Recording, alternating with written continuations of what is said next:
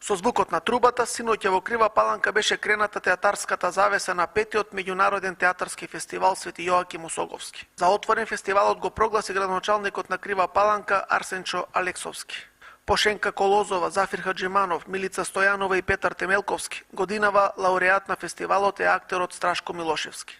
Во овој 5-годишен период, наистина кривопаланчани има можност да уживаат во безброј театарски остварувања на повеќе театри од нашава земја. Значи, интенција на фестивалот е да секоја година до 1 до 2 театри од нашава држава гостуваат овде во Крива Паланка, а останатите представи ни доаѓаат од Бугарија, најчесто од Дубница, од Ќустендил.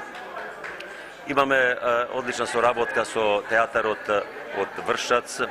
Инаку фестивалот е дел од проектот Крива Паланка град на културата за 2013 година. Сите овие културни активности кои ги направивме во текот изминатите неколку години беа ценети од страна на Министерството за култура. Токму можеби овој театарски фестивал беше една од алките кои придонесоа за тоа да бидеме прогласени град на културата за 2013 година.